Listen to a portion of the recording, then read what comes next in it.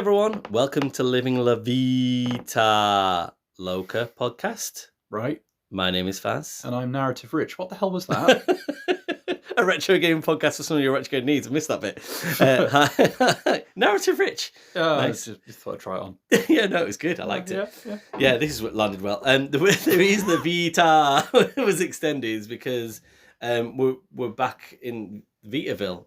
Population us, right? Because we've not been for a podcast that is called Living La Vita Loca podcast. We have not had much Vita recently.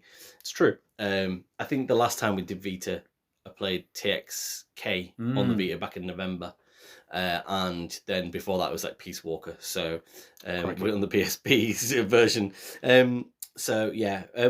We did say we were going to neglect the Vita for a little bit because we kind of felt we were in a bit of a creative lull with how many games we had played. But or certainly yourself, the Vita, and myself for the PSP. But I have found recently, certainly playing some games going forward, some things that I have pretty much fallen in love with. That is in terms of some good stuff. So we are falling into a little bit of a more regular cycle now. Again, the rules and boundaries that I like to apply upon our podcast. It's fine. It's fine. You know. So hopefully you will see a sort of Vita or PSP offering once a month. A bit of a themed week. Or just one that we tell each other what we're doing and try and coordinate. Coordinate on. And then 2 free play fortnightlies, coming back to actually being fortnightly. So, and that, I think, on our existing program going forward is actually, as it is, should be for about 6 months. So after our thrilling Drive January and then a couple of bits. We do have coming up our 3rd birthday in a couple of weeks' time as well. So we'll celebrate that with a good old-fashioned draft. So yay! More spreadsheets, and then there's no spreadsheets for a while after that. There's no spreadsheets till like Christmas, right? I know. Wow! But then that traditional winter audit. That's just like having your birthday in March and then wait until Christmas for another birthday spreadsheet. Yes, it's just like that. So, I have taken it upon myself to be the first of the Vita people. Yep. In Vitaville this week. But I'm playing Undertale. I have been playing Undertale. Played it on the PS Vita. It is available. It was released on the PS4 at the same time as well. It was released in 2015 on Windows, I believe it was, and then PS4 and Vita in 2017, which is quite, in a way, late in the PS Vita span. So, whilst I've been dabbling on the Vita, in the underworld, I believe you've also been in some sort of like, dragony, fury, underworldy. Yeah, no, that's. I'm trying to make a link here, basically. Nice segue. Yeah, I mean, I've been playing Dragon's Fury. Cool. Mega Drive? I said Genesis. Mega Drive. But it was Devil's Crush on the Genesis or something. I think Devil's Crash. I think it was in Japan because they had ones on like PC Engine and stuff like that. So this is X in a series. Yeah. Yeah. Pinball. Yeah, nice. I thought it was an RPG when I bought it because I bought it cartridge only on a whim in a shop. Right, okay. Then it was like, shit, yeah, it's pinball. Isn't there a dragon holding a big pinball on the front of it? I think. I realise that now. I thought it was some kind of like magical orb or something. Okay, that's fair. Yeah, okay, understandable. When you see it the other way around from when I've been like, I feel like I right it now. Yeah. But it was made by Compile. Right. So those of Musha fame and cool. whatnot. So I have just tried to offer out a Musha competition on our retro slice gaming Discord. Nice. And people were like, maybe. And I was like, it is on Nintendo Switch Online. So I'm a bit like, so I'm hoping to try and twist a few arms to get, a bit of Musha high scoring. Nice. I'll be looking to you to kind of give me some roots and stuff to get just forward. Stand behind you with like a big stick, just hitting you again. A pinball wizard with a staff, smashing the shit out of me. One of my favourite songs, that Pinball Wizard. Both versions actually. I like the Who version. I like the Elton John version. Definitely one of those songs that is excellent, and then also kind of improved but still the same level of excellence in a way. So, do you want to go first? Yeah, I can go first. Cool. Get the ball rolling. Yeah. So, Devil's Crash in Japan. The big difference with this is that it's kind of less satanic. Yeah. I think they took out like a pentagram or something like that. Like, I mean, it was the early 90s. People were worried about these things. It was a different time. The Gulf War and pentagrams. They were... Yeah, exactly. So, yeah, it's pinball. It looks really, really good. Sounds really good. Got good soundtrack. It's only got the one table. Okay. But what a table. Oh, right. I was going to say, that sounds like a bold move, just having one table. Yeah, so it's one table, but it's kind of one of those like utterly impossible tables. Like it, as best I could tell, could not exist in real life. Okay. Under normal circumstances and obeying the laws of physics. And you kind of have a few like bonus areas that you can kind of teleport to and stuff like that. And yeah, like it's fast, it's smooth. You compare it to something like Sonic Spinball, which I kind of found a little bit slow and clunky. And I mean, I'm not a pinball wizard. I was just about to ask then. Sorry, you carry on your point. Yeah, no, I was just going to say, like, I'm not.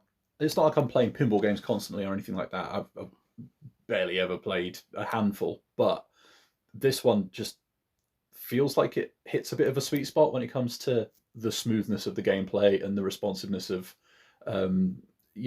everything that you're doing on it and the speed that it can whip around that. Which, when you've made Musha, like, stands to reason that you could put together something that looks good, sounds good, and moves fast. Yeah. Right. So I was just about to, we basically answered it anyway, just about how much pinball games or interesting pinball games, consider you bought this and you thought it was an RPG. Yeah, I think that in itself is probably quite telling, to be honest with you. Like, I wouldn't necessarily go out of my way to buy a pinball game, but they were the kind of thing that, when we first got a PC and stuff like that, you'd get them on like demo discs or, built in and all that kind of stuff. And I'd muck about, but I wouldn't sink like dozens of hours into them or anything like that.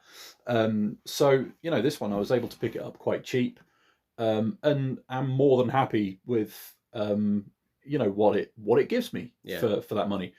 Granted, if you go back and you're paying full price for it, I can imagine that somebody might be a little bit like, is there much here? But at the same time, it was what, 1992? Yeah. So, compared to what else you might have been getting prior to that point, yeah, I could see that it would be a bit of a step up. Have we spotted it anywhere else, emulated or anything? Has it been sort of I don't think recently? They've re-released it, but I mean, to be honest with you, it's the kind of thing that I would like if somebody turned around, a couple of days from now and said, by the way, we're doing a compile collection, like a, the rare type one and stuff like that. I would be ordering that in a heartbeat. Yeah. And you collect a few of these together and a couple of the other bits and bobs. Yeah, like you'd be laughing. I can't remember off the top of my head if it's on like Switch Online or anything like that. I've not seen it. I don't think it is. Yeah. I'm also pretty sure it's not on either of the Mega Drive Minis. I'm pretty sure it's not on any of the Mega Drive collections or anything like that. So, there's not many options to play it. Granted, unless you're a big fan of pinball, you're probably not going to go out of your way to grab it unless you happen to see it on a whim and it's like £3 or whatever. But that's what I guess what I was digging at, really, because if you picked it up quite cheap, but it sounds like a really well put together retro game, and especially if you like pinball on top of that, then sometimes it can be a really cool pickup to have, because then in a few years' time, everyone might be like, "Well, I can't get a hold of any copies of that anymore." And here it is. Yeah, exactly. Yeah, it was a really pleasant surprise, because I picked it up and was like, "Oh, pinball." And then I started playing it. I was like, "Oh shit, this is actually good fun! Like, I'm enjoying this." Yeah. And like, the times when everything kind of comes together and you manage to like take out these enemies that are wandering around the middle bit and get the bonuses to line up, and you see that score skyrocket, and you can definitely start to see the kind of overlaps between pinball and shmups and all that, and it all starts to kind of click into place a little bit. And I mean, don't get me wrong, this isn't like it's suddenly shot up to favorite game of all time territory or anything like that. But like considering it was bought on a whim, like very pleasantly surprised. Unfortunately, when it comes to reviewing it, there's not a hell of a lot else that I can say. There are passwords in it to sort of mix things up a little bit, so you can get like a sound test and change the number of balls and stuff like that. And there are some options for like ball speed. Okay. But like beyond that, there's not a heck of a lot else. So like once you've I don't even really know that like say with a shmup, you learn a route, you work out a route, you stick to that, and then you optimize and iterate on that. With pinball, I don't really know if that's something that ever really feels like it's something you can consciously do. Maybe if you're really good at pinball, you probably could. Yeah. But it wasn't like I was sitting there when I was playing this going like, if I do this, then this thing will happen, and then I can move on and start to build up we'll call it a route for argument's sake. I didn't really feel myself getting into a groove with it like that. So feels like do you just have control of the flippers at the bottom? Yeah. Is that it? Yeah, just and a like a tilt nudge type standard pinball function. But yeah, that's it. That's all you've got. And that's why I'm always a bit confused by pinball machines. So the craft that goes into an actual pinball machine, that is it. So I'm much more inclined to play an actual pinball machine than I am a pinball game. Yeah. And it probably shocks me how many there are. Like, I think the most recent ones I saw that I was a little bit interested in were the VR ones on the Meta Quest for Star Wars. That is, but they were quite expensive. That is, really. And I get that you probably get the feeling of being able to zoom in on the machine itself and feel like you're playing a real pinball machine without pulling, all the springs, etc. But I don't know. It's never really struck me as something I necessarily want to play on a console. But certainly playing the actual game, even playing in real life, even playing with a physical pinball machine, there's only certain things that you feel like you can do. Yeah. A lot of it feels like it's out of your control. Yeah. I find. Yeah. And I think, in fact, like funnily enough, I was going to pair this with another pinball game, right? So on the Evercade, you've got Psycho Pinball, which is also a Mega Drive thing from 1994, so a couple of years later. The reason that I decided not to is that I've got even less to say about that. But there are some key differences with it. So you can do multiplayer on it and, some of that kind of high score chasing. But then what's to say you can't do that on Dragon's Fury and just pass the controller? Yeah. It's just not like an official thing where you're selecting player numbers beforehand. But the difference with Psycho Pinball is you have 3 different tables and like a kind of multi-table setup. So it's, I guess, 4 in total. And again, like, it's fast, it's fluid, it looks good. But you've got things like no leaderboards, whereas you kind of do with Dragon's Fury. Okay. At least while the console's on and stuff like that. That's something you should just really have. Yeah, exactly. And I think that's the where you've got the multiplayer option in Psycho Pinball, I think that's kind of almost in place of a leaderboard option, because if you had a leaderboard option, you could just pass the controller and see who gets to the top. So it's kind of much of a muchness. But the big thing for me with Psycho Pinball was that you get multi-ball, but only a limited view of what's going on. So some of the time, like, a ball will be off screen somewhere. You're trying to guess. That's helping me. That's helping me out somewhere. Yeah, exactly. So, like, I guess my point is that even the kind of 2 years of development later, admittedly from a different company, because that was Codemasters Psycho Pinball, but like, they're no slouches either. Yeah. But like, it didn't feel like anything suddenly radically progressed. And I can imagine you fast forward and, like, physics and graphics get better and all that kind of stuff. And, a couple of times on Dragon's Fury, the ball might, like, decide that it's going to kind of almost nearly get stuck in places, and it'll work itself free, but it's those moments where it kind of pulls you out of it. Like, the immersion breaks. Yeah. As you see the sprite, like, trying to work out where it's going to go. Let's broke the actual law of physics here. yeah, exactly. Whereas I can imagine that, you play something a bit more recent and the physics are going to play ball a little bit more with you. So, yeah, like, the point is, again, quite a pleasant surprise, oddly impressive. I would quite happily recommend, if you're in the market for something cheap, cheerful, a little bit different, I think you could do a lot worse than Dragon's Fury. And if you wanted a also quite good, but I don't think as good, potentially, Psycho Pinball on the Evercade, you can picked that up probably a little bit. Could you get it easier? Maybe not. Sorry, is that part of that's Codemasters Collection type thing? Which now I've said it out loud, I can't remember if they're still making that or not. So it might be one of those ones that's suddenly crazy money at CEX or whatever. In which case, Dragon's Fury is the way to go. But the point is, between the two of them, they're quite good, but for slightly different reasons. At least Psycho Pinball's got a little bit more table variety, but the one table that Dragon's Fury has is my favourite one of, we'll call it all 5. Dragon's Fury, I'm going to give a 7 out of 10 too, because it does that one thing really, really, really, really well. Psycho Pinball, I'm kind of reluctant to give a score to, but I sort of feel like I probably should now. I think I've talked myself into it. You've talked about it for at least 3 minutes or something. That's So I'll give that one. Am I going to give that a 6? I might give that one a 6, just because it feels like that multi-ball thing is a bit of a misstep. But equally recommended, depending on how you want to get your Mega Drive flavoured pinball kicks. Either way, I think they're both way better than Sonic's Pinball. Yeah. Okay, that's interesting, because I've genuinely looked at Sonic's Pinball before for the podcast, but heard bad things about it, and like over slow speeds and stuff, it's whenever I've played it, and I don't know if it's which is odd for a Sonic game. I don't know if it's problem in chair, not in computer, but I've always found it weirdly like juddery and kind of slow, and that's not the case with either of these two. I think those would be the places to go. Yeah, cool. Speaking of places to go, then Undertale, going underground, effectively. There's too much panic in this town. It's I guess when I was trying to get that segue before about the underworld, if you will, with Dragon's Fury. Sorry, I forgot the name of that.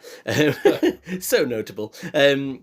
So I'd never played Undertale before. I threatened to play it as a shmup, and I remember you saying at the time, I think a little while ago, you were like, it's not, maybe hold off. You were like, it's not really a shmup, right? And I was like, okay. I'd read it has shmup elements. I would still maintain that, not that it is not a shmup. You are right about that, but I'd say there's quite a lot of shmuppy elements, certainly in all the battles that you have. There's elements. Yeah. I think there's more. One. I would have thought there'd be a bit more than elements. So, I think a core part of.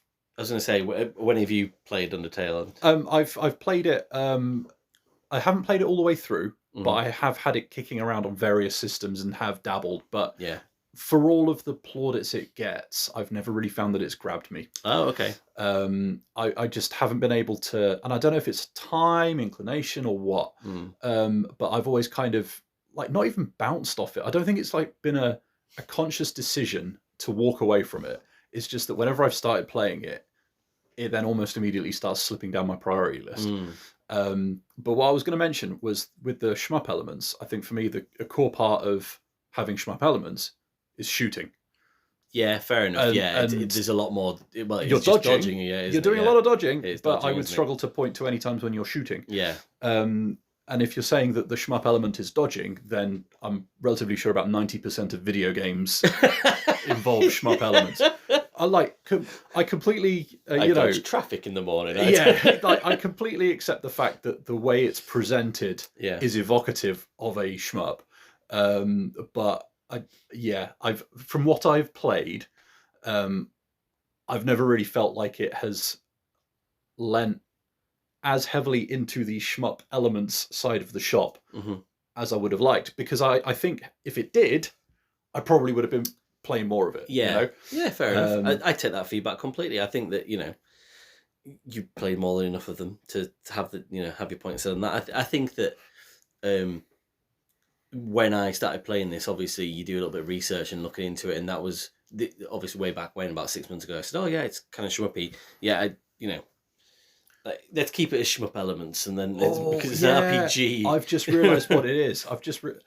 To me, it's shmup elements in the way that Frogger has shmup elements. That's a really good point. That's where I am. I fucking love Frogger. Exactly. Absolutely. But at the end of the day, it feels to me a little bit apples and oranges. Yeah, I get that. But I totally understand where the comparison comes from. Yeah. But Frogger ain't a shmup. Yeah. No, fair enough. So let's dive into this and try and find out why, maybe through my review, I wonder why it's not necessarily stuck with you. I can totally see why this is lauded as it is. It wasn't like the creme de la creme for me, but I did have a really, really good time with this, and I'll try to explain why. So, like I say, it came out on the Vita in 2017, and on the PS4, it's around now on PS Plus, so you can very easily access it if you've got that. You can get it for, I think it's like £8 on the Switch when it's in the sale and things, so it's very easily and readily available. It was made by a sole developer, effectively, called Toby Fox, for anybody that hasn't heard about the story of it before, but it was basically pretty much single-handedly made across 3 years of a Kickstarter. So I think he raised about $51,000 in a month, I think it was, and after asking for $5,000. So I never really know with Kickstarters how you shouldn't, I mean, yeah, for the word Kickstarter, but this is almost like how that just happens, how that organically just people start piling on an idea, and then it's almost like, here's 50 grand. Just like after being asked for like $5,000, it's like, I guess it's people literally getting behind the idea and just thinking there's something to it. It's just interesting. And I've just realised one of the reasons why I probably fall off this game is because so many YouTube videos have spoiled key bits thinking about it. I managed to avoid nearly all the spoilers. And I seek to do that here for people, because if you've played the game, you'll be interested in listening to what I think about the game, hopefully. And if you haven't played the game, then at least I'm going to try and give you an idea of what the game is about, and not necessarily influence you to go and play the game, but certainly it's a strong recommendation from me to try this game out. So you can see where Toby Fox is kind of like, he's had very little game development history in his background. Like, I think he played around like an RPG game maker or something with his brothers, and made some Earthbound ROM hacks, which you can see heavy influences in this game. That figures, but like apart from that, not much really. But he kind of developed all the graphics, the story, the scripting, the music. There was like a few other people kind of put in and helped, but very little. So hope springs eternal for the Pico 8 project that we will definitely be creating, that you'll be creating. That I haven't dabbled with in so long. It springs eternal for me anyway, Rich. So the concept of Undertale, then, if you don't know about it, so it is an RPG with shmup elements. So like a child falls into the underground world of monsters. I kind of think maybe they've died.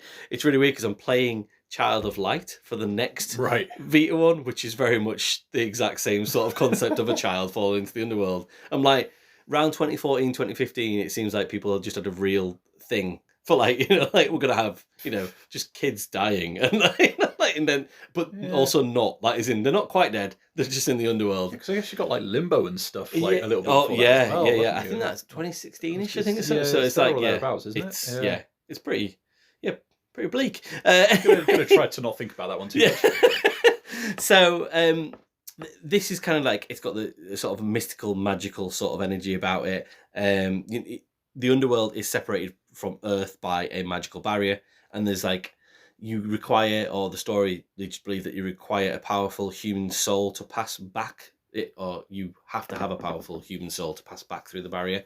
At the same time, the monster king looking after the underworld is looking for a human soul, the last human soul that he needs to knock down the barrier and march into Earth. It would be giving too much away to let you know why that is the case, but all these generic, I would say, kind of story beats that is in the main story of what a fantastical never-ending story sort of situation is, kind of overlays this amazing gooey crunchy center of subversive nonsense. It's almost gooey crunchy. Gooey crunchy. Yeah, no, that sounds gross. Like what would a gooey crunchy thing be?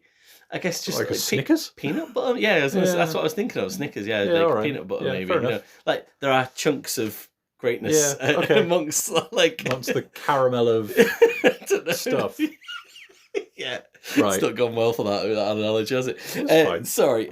So you meet lots of different monsters on the journey, and I guess I don't want to call it a twist necessarily, but the idea that makes this, I guess, the subversive nature of it and different from all other RPGs is that there is a traditional battling system that you can just fight these enemies and kill them, which is generally what happens in most RPGs, that you meet an enemy and then, you'll fight them to the death.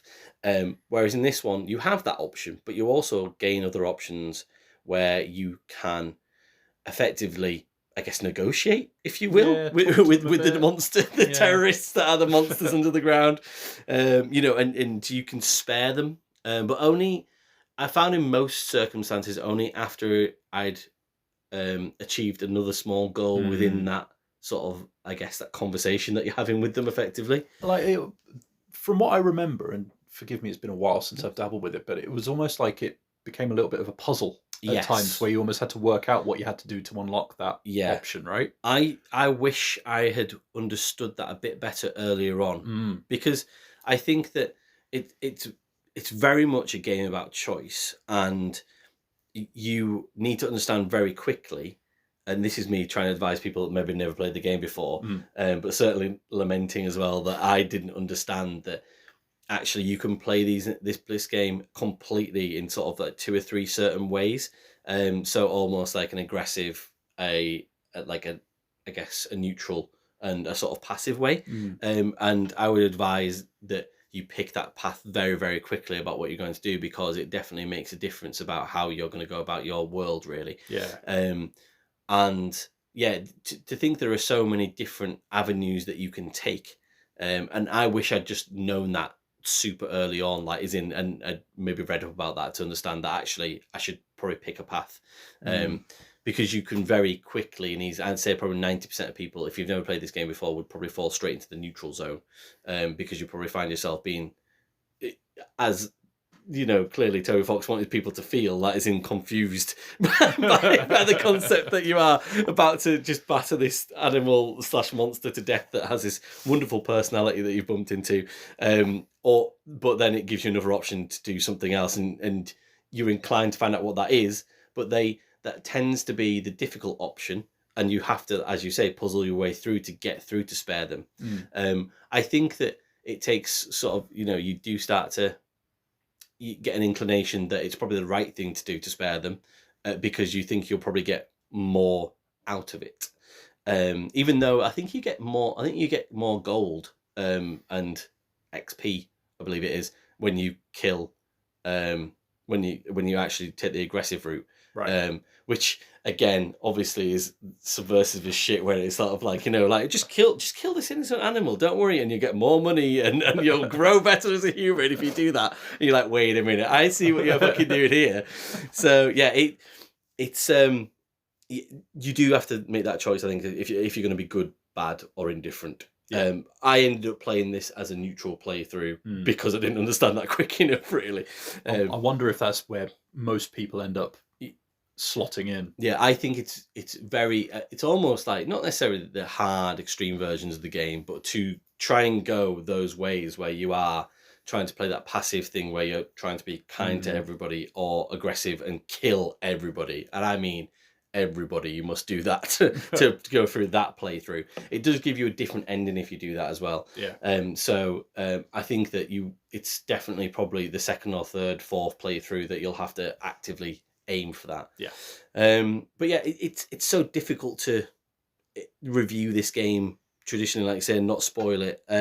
I do think it's something that everybody should experience, and it might be that they haven't experienced that yourself and not necessarily bounce off it, but just it doesn't necessarily stick with them. I think that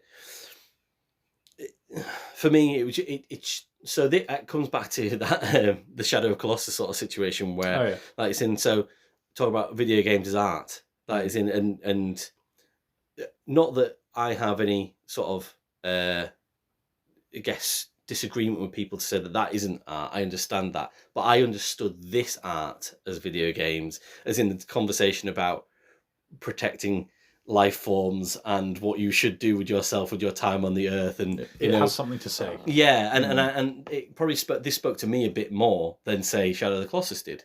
Nice. Weirdly enough, even though this is like made in the back of a fag packet and looks like a Pico 8 sort of style game, and it is. But that's maybe that's your level. Yeah, maybe. Yeah. I don't mean that as a as sort of disparaging kind of a way. Like, it's art is a visceral thing. Yes, the possibly the simple, basic looking nature of it, almost like the Spectrum looking nature. Yeah, I was like, this is I found my people. Yeah. As well as that, I guess that twist on the turn-based combat in terms of what you do. You go back to that shmup element situation. Like, I will give a couple of examples of things in the game without trying to spoiler it, but just to give you an idea and a flavour of it. One of the examples I remember is that you fight a ghost whose own hat is made up of his own tears, and they start to fall down the screen, and you have this defined area called like a soul box, almost, where your heart is dancing around in this box. So if you do choose to fight these animals, you have to, a lot of the time, as you alluded to before, do a lot of avoiding and dodging of some sort of form of attack that they are doing, but the attack is just because this ghost is sad, and it's just like it's raining tears down the screen, and it's just what the fuck, what the fuck is going on in this game? It's just so crazy, the amount of personality each character brings to each battle, and it's like every battle is almost like a boss battle, that is in so. Whereas you'd expect every single grunt in an RPG game to just be, nothing that you're just kind of using to grind XP out of. Whereas in this, every single monster you bump into has something going on that is thoroughly entertaining and sometimes hilarious. Really, it's very much. It's like everything is like a Monty Python-esque sort of like thing going on, and that's great, and that's what kept me interested. Certainly, I can understand that after a little while that maybe people might sort of like fall off towards the end. I found on a neutral playthrough that all the fun and games of all these different battles were really, really intriguing earlier on, and then probably about 90% into the story, it kind of reverts to type a little bit, where you have to do a little bit of grinding for gold/XP just to get yourself up to the level when you meet the Monster King, which is an extremely hard battle. That is it's almost like a difficulty spike that comes not necessarily out of nowhere. There's a couple of harder battles before that, but certainly, and when I say that, I don't mean a traditional, like you have to kill them and defeat them. The puzzling that you have to go through in that. You can't just puzzle your way through that. You have to have earned enough XP and go back to that more traditional RPG element of it. Right. Which that brought me out a little bit, like towards the sort of top end of my scoring. Is in like I was a bit like, oh, that's kind of put me off, because actually I loved when it was just being batshit crazy and doing everything I didn't expect it to do before that, and then all of a sudden it kind of just goes a bit. Yeah, let's just play it a bit traditional RPG at the end, and you're like, you were doing so well, and I have read up and sort of heard that with the other types of playthroughs that you can do, that does change that battle, but I still think that for the 90% of people that will end up doing the neutral playthrough, like I think that still should have had something a little bit different to it, and it just felt like the last hour just kind of fell off almost compared to the highs that I was feeling prior to that. It felt very much like, in my brain, I was kind of like sort of seeing like a bit of a Pokemon / kind of meets Doki Doki Literature Club / Portal, like the 4/4 breaking, but also just like the really well made basics of the RPG with the battling and things. It just seemed to all sit really well in that kind of like that soup that I've kind of had over the last few years, where I've been like, I really enjoyed Doki Doki Literature Club, and I really loved Portal, especially Portal 2 as well. And it's just sort of like to feel all those like little jabs at you, the player, as you're going along. I don't know what it is. It just scratches an itch for me. That is and I know it probably does for a lot of people, because they're quite highly rated games as well. Certainly, I'm a sheeple as much as anybody else with that kind of situation. That just felt like all the things that Toby Fox was trying to say. I felt, do you know what I mean? I was like, okay, I can hear the comment that you're trying to make. Successful art. Yeah, exactly. Yeah. So, and it's not that, and that doesn't mean that you can't disagree with that. Do you know what I mean? But it's funny because I think that a lot of the times when you come to these games as well, when someone kind of goes so off-piste from the norm, you can get sort of a bit stuck in the thinking that it's like, are they just doing that to be different and almost that, and have they done a good enough job of that as well? Like, is in, and it's almost like, does that make for good video game art, and it does for me, but then it might not do for everybody. And I wonder if that's. There's like a, is it poserish type thing, or is there like a kind of authenticity or earnestness to it that makes you buy into it? And the bits of Undertale that I have played, I would say that there is definitely an authenticity and earnestness, a bit of heart to it, that, it's not just someone posing. And I mean, you asked the question yourself earlier, like, how do you end up getting $50,000 or whatever it was in from Kickstarter to make these things happen? It's having a good idea like that and being able to back it up with some actual, like, heart, soul, hard work and all that. Yeah, I think that for all I just sort of said about the end game of it being sort of, being a bit rote as an RPG sort of ending, everything else up until that point, I probably haven't sounded as effusive as I should be. That isn't, and what I was trying to get across there is that I did really take value from the way you tried to play this differently, and I think it's probably just because since then, and I've read quite a bit about it, it is a really well known game, and it is kind of everywhere. You can kind of play it at lots of different places. Yeah. I played this on my Vita, and just a little aside, I got a £2 grip off AliExpress for the Vita, and I'd say it makes the Vita probably about 10-15% more comfortable. That isn't to play on. That's interesting. So definitely recommend, and it was just a £2 grip. So and again, that's kind of helped me get back into playing on the Vita and things. This is, I could have easily just played this on television on the PS5, and I chose to play this on the Vita, and it felt like a really good home for this game. It just the artistic edges seem to sort of sit really nicely on the screen compared to like sitting on a big television sort of screen. It just felt a bit lost in the size of the screen when I tried to look at it on the television, and I said, I'll try it on the Vita, and I definitely felt like more at home with that.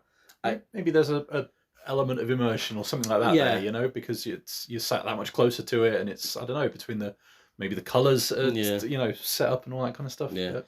I'm just going to give some no context things to look out for people that haven't played the game, but also that will have played the game, that'll understand what I felt about them, really. There's a moving rock early on. He's a shithouse. Flowey the Flower, I think a lot of people probably, if you played the game, will know about that. I've just written cunt bucket for him. One thing that made me laugh hysterically is this sentence, which out of context again, is a bit weird, but the convenience of that lamp fills you with determination. That really made me laugh. One thing that I'll kind of give a bit more on, there's a character called Jerry. Jerry is that, when I say character, he's a monster you're in a battle with other monsters, and you're invited by those other monsters to leave Jerry, alone, because Jerry's that guy at a party. And I thought that was just so funny and so sad. It was just brilliant. It brought up so much emotion in me. There is a character, I don't think you ever fight him or engage any very far with him, called Onion-san. He is a freaky, freaky bastard. You should really help that cat pursue college education, is something I've also put down as well. You need to see that. That's it's kind of like a side quest. There is a character called Metaton who just steals the show again and again and again. So that's really good. And a couple of the other people, monsters that you battle. There's an Insta Noodles that I really, really enjoyed. Definitely keep an eye out for that. And Sunderplane. Sunderplane is, again, not trying to give too much away, but a monster that you battle that is effectively just an aeroplane, but you end up flirting quite heavily with this aeroplane, which again I just loved. I thought it was really really thoughtful, quite dynamic. It feels like every single corner you turn around, something's going to change, and your thoughts and feelings about the game are going to change. It never feels consistent until that end part, and before that, it's inconsistently great, if that makes sense. Like it's almost just like you kind of get like weird peaks and troughs, and everyone's going to have different experiences around it. You know, I just think that for something that is a really good, or feels like a very good Vita game from a developer that seems to have a really something to say, and has spent, you know, it's not necessarily his life's work, but certainly spent a period of time thinking about this and thinking that, you know, whether he thought this at the time or not, I feel like he probably thought this is probably one of the most important things that I can do in my lifetime. Like, you know, and it feels like it's poured into the game. It has a really just a terrifying undertone as well. Like, as in just underlying the whole time, where you just feel like something bad is something bad is happening, but it's almost like you are just this child filled with determination by looking at lamps in this underworld, and you kind of, I think the human nature that is in you want everything to be okay at the end, but it almost feels like you know fine well from about 5 minutes in that everything isn't going to be okay. Like it's in and everything, and that's, you know, that's probably a fair comment on the world by Toby Fox, to be honest. Like, so it's great. You know, I was kind of floating around like an 8 or a 9 out of 10. I think that is in it. I do think that not necessarily that it's one of the best games that I've ever single played, but it's also not necessarily unmissable, but I really do think that most people should check this out in some capacity at some point and just sort of see how they feel about it as well. It's only about 6 hours long, so that is in one playthrough. You know, and I do think that in all the interactions you have in the game, I think there'll be something for everybody that will make them chuckle or make them feel heartfelt sorrow as well. So finding that part even will be worth it, I think. So are we going for 8 or a 9? I had a 9 written down, but I think I've talked myself into an 8. Yeah? I think I've talked myself into an 8, yeah, very high 8. And I think it's just because it does die off quite a bit at the end, certainly on that neutral playthrough. And I think you made a good point about the shmup situation. That's just like, you know, I was like maybe over egging it in my own head, but it is very, very good. Yeah, don't get me wrong. Like, it's a clever use of the mechanics, and like I say, from what I've played the game, like I definitely respect what it's doing. It's one of those ones though that I should play more of it. I know I should. But for whatever reason, it just never lingers with me as much as I perhaps even want it to, you know, because like on paper, so much of it would tick my boxes. That's what's interesting to me. Is almost like I do, knowing you as well as I do. I'm a bit like, I would have thought this would be your jam, but no, absolutely. Like in theory, it absolutely is, but for whatever reason, it's just never quite stuck the landing with me, and that's not to take anything away from it. It's definitely my problem, not it. Like, I know that. No, you don't know that. Yeah. No, I definitely do. It's funny because it feels like when you played Little Tales of Alexandria, like as in, you know, that's kind of like a small, kind of like probably a prequel story to this kind of thing. But, I mean, maybe that's the trick. Maybe even 6 hours is too long. For me and my rabbit-like attention span. Nowadays, so like it could be as simple as that I just haven't put the time in to find the point where it kind of tips over and clicks. But I will probably go and check it out again at some point. Cool. I have nothing further to say this week. No, cool. I'm very zen about it all. Right, on that note then. Nice talking to you guys. We'll speak to you soon. Cheers.